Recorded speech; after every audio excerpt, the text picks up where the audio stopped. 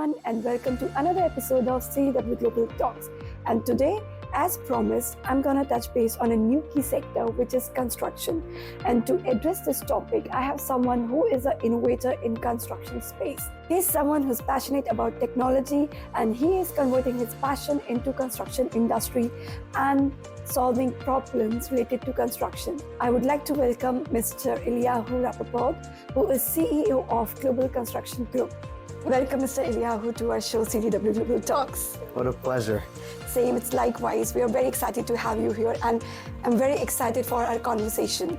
So, Eliyahu, my question to you, in today's era, there are so many things evolving in terms of technology, but your company, Global Construction Tech, is making noise in construction. It is a different technology, it's a different approach, which I heard you're taking in making the change. So can you take us to your journey, like little background, how it started, what inspired you to start this revolution? Thanks for the question. The journey's been very exciting. So I actually started my personal journey in the high-tech space. Okay. I was working with some really large venture funds, so venture capital funds, really large investment banks that were actually kind of industry agnostic. And the more I started assessing different technology sectors or categories, the more I felt passionate with the construction industry. And the main reason why is because the construction industry, on many different reports, everyone quotes something else, but it's approximately, the more conservative ones are saying around 10 to 12 trillion dollars of an industry. And everyone knows that the impact of technology is marginal. Meaning, if you have a $12 trillion, either the technology is going to help you become more efficient, and it will make you efficient by a certain percentage. And so the larger the market size, the more value, the more profit there is potential of, the more potential there is for profits. And the other way, it also creates new opportunities and enlarges the pie. So if it's 12 trillion today, with technology, you might be able to grow it significantly. And I think what really made me fall more passionate about the construction industry is also how traditional it has been.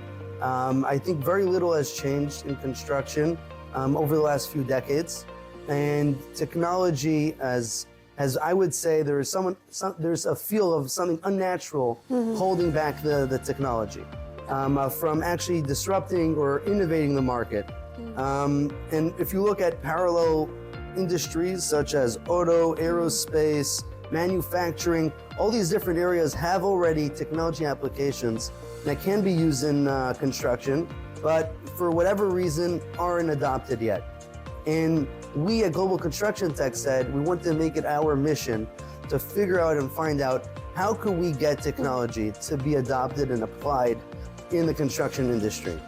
And I'd say everything also really stems from a mission. So I tried working in a lot of different businesses, and we're making good money, but the problem for me is an impact, a mission, a purpose in life kind of kept on calling. And for me, like one of the reasons I got into this space is because I traveled in a lot of emerging markets. I saw a lot of different societies, a lot of different people. And one of the things, like if you travel in Africa, I even traveled to India, actually volunteered in the slums in India for a while. But when I was traveling also in South America and Latin America, you see so many people, right, with, I would say, inadequate housing. And for me, whenever I thought about the situation, obviously, you always empathize and you want to help out, but one of the real things I said, I wish there was a solution. And the more I looked into construction technology, the more I recognized that this is the potential key to solving housing and to creating more accessible, more affordable, and more sustainable living and facilities that will make people's lives much better. And that's the purpose behind the mission. The economic, I said, because I think it's a massive industry. And today we primarily work with large construction groups, large developers, and understanding their largest pain points, their biggest problems, and then helping them identify technology that can make an impact in their projects. And for us, what's really important to say is when we look at a problem, or we look at technology, we don't just look at it as a gimmick or a gadget. We look at it as something that's supposed to serve an objective, right? Or supposed to serve the objectives of the construction companies or developers. It's supposed to save money. Right. That's what technology is supposed to do, and that's kind of our pragmatic approach when we work with our clients. Yeah. Interesting. I mean, it's such an interesting journey. I am inspired, actually. Like, you never know what clicks you to start something for yourself, right? And picking from that point, you mentioned that our construction industry is a very traditional industry, and there are challenges. There are a lot of challenges there. So what I want to know, how this data-driven technology help in solving those challenges, basically. Oh, wow. I mean, it's so many ways. And also, when you're talking about technology in the industry, well, we analyze close to 1,000 different technologies that are tailored for the construction industry. So, I mean, every single one of these, I'd say, technology products, they all stem from a problem. They're all trying to solve a problem. The size of the problem, as I said before, because of the vast size of the construction industry, right? They're all solving multi-billion dollar problems, if not trillion-dollar problems. So data, for example, is very lacking, right, when it comes to construction history. So historic information on construction projects, there are a few reports that really outline that the construction industry is one of the most poorly, I'd say they're probably one of the poorest. Their processes are one of the poorest in actually accumulating the data and collecting it in a way that's usable. So data, and when it comes to technology, I think one of the greatest values that technology is going to bring is that it's going to give you accurate data and give you an application of how to use that data in a way that's going to become profitable for your business. And you talk about the data economy. Today, they say data is the new oil. Today, everyone realizes that if you look at the biggest behemoths, the biggest companies today in the world, their core asset is data. If you look at Amazon, it has to do with retail data and web services and harnessing data. If you're looking at Google, right, it's all about, it all stems from data. Meta, it's these companies that recognize the asset, the most important underlying asset a company has, which is its data, and then it gives it different types of applications. Same thing with other technology products that are aimed towards the construction industry. They realize that if we take data from cranes and we're able to understand, collect from the crane data about what materials are on site, how are people behaving, how materials are moving on site. You're able to get insights into scheduling, you're able to get insights on inventory, you're able to get insights on labor productivity. If you're talking about even the logistics, you're able to kind of understand how materials are moving, where are the cogs within the supply chain, what are the risks that are associated with supply, how long the timeline should be. And that feeds into the planning and the projecting of projects, into cost. So, I mean, data is one of the most important assets that a company has. The construction industry has notoriously not used their data, and the technology that's available already in the market and is becoming more and more sophisticated is allowing and creates an opportunity for a lot of these construction groups and developers to utilize their data and capitalize off of it. That sounds good and interesting. And I actually second your thought that the construction industry is actually a notorious industry.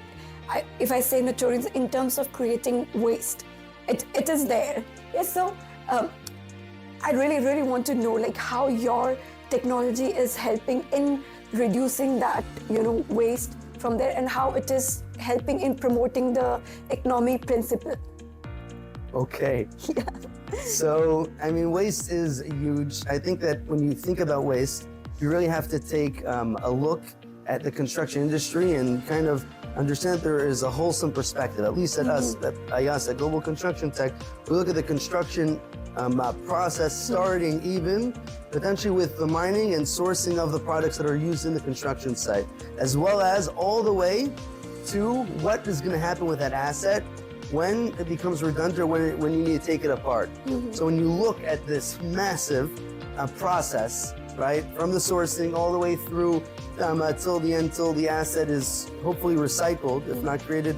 Today it turns into waste, but there are ways to make the products more recycled, and you understand that there is so much waste going on. And I mean, when we look at, I'll give the example I like is even an asset like water, which water is something that we feel like we have in abundance, but the truth is we're sitting right now in the UAE, United Arab Emirates, and most of the water here is being desalinated, which is not a cheap process. It's an energy consuming, environment affecting process that also is also costs money, right? So water here costs, and there is so much water waste.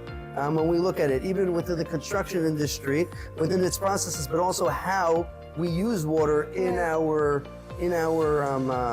I'd say in our residents, in our facilities. So when you're thinking about that, there are product solutions today in the market that just by smart monitoring and I'd say controls are able to reduce water consumption by at least 30%. I think almost every single use case that they've had, they've reduced water consumption by 30%. You're talking about tremendous water savings. And you think about countries like the UAE, countries like Saudi Arabia, countries like the US. Population's growing, the demand on water is rising, the amount of available sweet water is becoming more constrained, especially in this region of the world, right? The desalination process might become more expensive with time. So just water, right, is a huge thing. And then when it comes to cement and concrete, when you weigh cement and concrete, you're actually talking about cement is responsible for approximately 8% of the world's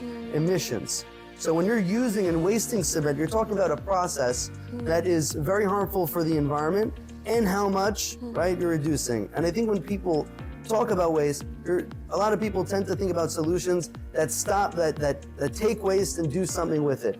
They're absolutely important. These products are very important. We work with a few technologies that do that. I think it's much more important to become more efficient with the materials we use so we don't waste from the beginning, because every drop of water that you don't use, right, you're preserving so much more energy, because to create that water, to create one more droplet is going to be a costly process, even if you're taking like grain seeding. That's a very expensive process. It's not cheap. So these are just examples, but almost anywhere across the value chain, it's much smarter to preserve your assets and values and to use technologies that help you preserve than technologies that help you create, even though the technologies that help you create or take different types of waste and utilize them in different ways, they're also very important, but it's smarter not to even get there where you have waste. Yes. And I think people are also becoming very aware in terms of towards sustainability, basically. And they are very mindful in terms of using or recycling any second stuff they have. They want to recycle, or they're very mindful. And I think there's a term which is called green construction, which is also it amplify here also. Green construction is very, very in these days. And what I want to understand from all this conversation we are having, that how do you see this thing in terms of solving this problem, not problem as such, like reducing carbon footprint. Like if you're talking about green construction, so we have to reduce the carbon footprint, and how we can promote the eco-friendly practice in construction industry, basically. Oh, wow, okay. Too long of thoughts. I'll give it a try. I'll give it a try, but I think that it really starts with your approach to construction, understanding that there is a circular economy, which means that it's not just building a facility and you're done.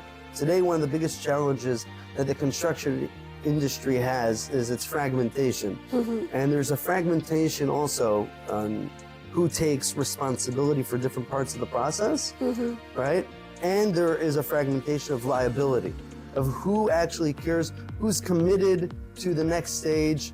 And so what it creates is a lot of, I'd say, unaligned incentives, right? That have a tendency of ignoring the entire process. So that's why when I started before, when you look at waste or you look at anything in the construction industry, the real way to do it is look from, I'd say maybe sourcing or manufacturing, but from that moment that the materials are allocated towards construction all the way through to what that facility is going to look like towards the end, and how that will say how the remains of the construction of the facility or whatever are going to be recycled back into the economy. So the circular economy comes and says, hey, everything, everything's at the end going to stay in this orbit of Earth, right? Where is it going? So after it's finished using, if you are a construction, or you're manufacturing, or you're a supplier, construction supplier, you're a construction company, how are you thinking during the construction process, right, about how your material is going to be useful once you have to tear down this building, right? That is kind of where I'd say a lot of the green building is thinking about how do you take products. Also, another aspect of it is efficiency conserving. So we know that people spend around 90% of their time indoors. It's a crazy number. I mean, not everybody. It's right. It's allocated differently. If you're in emerging markets, people are probably outside more often. But in most Western countries, people are spending close to 90% of their time indoors, office or house or whatever. Which means that when they use their facilities, they're using energy. They're using they're living there. So there's a lot of it affects their behavior. Right? So all these different things when you're building, you should be thinking about the utility your facilities are creating and how is it going to conserve energy, how is it going to impact air, how is it going to impact the environment. So when you're talking about a city, how does your facility, right, I'd say enable efficiency with the rest of the city services. So if you have a facility that is unapproachable, it's inaccessible for even people like handicap or for shopping carts or for some of the basic utilities, it's going to obviously make people resort to other behaviors. How is that going to impact your environment? So really, when you think about sustainability, you're thinking about, I'd say, three primary components. One is, I'd say, the circular aspect of it. Will what I'm creating, will it be something that could be recycled? Could it come back and be utilized again? Number two, you're thinking about the efficiency, and I would say it's kind of the liability your asset's going to have on the impacting infrastructure, right? And then thirdly, you're looking at the utility of how it's going to impact people's society, how it's going to impact people's lives, how it's going to serve a broader ecosystem of the people living in the building, the people neighboring that building, and so forth. Wow. I think very, very interesting. I actually got lost into your conversation, what you were saying. And honestly, but I think it is great for our listeners also who are listening to our podcast. They will get great idea and insight what you were saying, and I'm sure they're gonna implement and do have questions about this as well. So if you're listening to this and if you have questions about the construction, the green construction or the technology, then you can surely reach out to us on the comment and or to Eliyahu as well. I'm sure you will be happy to answer any question or connect with them for any support. And Eliyahu, I'm having a very great conversation with you, and there are a lot of aspects in construction which we cannot cover right now. So before we close our podcast, we are almost at the end of it because there's a time constraint. But before we end this conversation, I want to understand your envision about the construction industry. What is your take on this? What is the few key takeaways or point you want to mention to our audience that if they are in this industry, what they have to keep in mind and very mindful about certain things? And do this way or that way? Okay, so I think the future of construction, I'm not a prophet, so it's hard for me to predict it. What I do know is if you look at any parallel industry, there's a lot of innovation and disruption coming towards the industry. And I think that one of the messages, the main message I want to give the ecosystem, which the ecosystem is the innovators, it's the startup founders, it's people who are willing to take a bet or create products that will make all of our lives and an entire construction industry, which is one of the most essential pillars of today's world, right, is continue innovating. Build, don't be discouraged. Build products, build technology.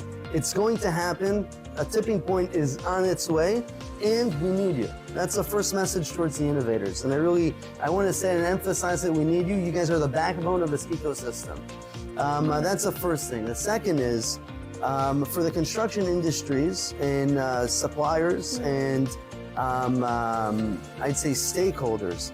There is so much opportunity right now on the table for you guys to grab. I'm saying even yesterday I was at a conference and we're speaking about the metaverse. And just the metaverse has, on some of the more conservative reports, going to be a value of around $5 trillion of market value, just the metaverse. And there are already people trading and doing billions of dollars of deals within this, within the metaverse, or within, I would say, an immersive environment that you guys are already building the facility. You guys could have an application of your facility on the metaverse, or even use part of your processes in the metaverse, like marketing and sales, which has been proved to be very effective. You're talking about opportunities in smart contracts, just how you guys how we're all communicating, how we create transparency within the industry. There's so much opportunity there. Again, these are projections of $7 trillion of more efficiency to the market. Just imagine rework probably is costing most of you guys on projects 10%, right, of a project cost is said to be derived from rework. That's already, these are massive. This is $1 trillion opportunity.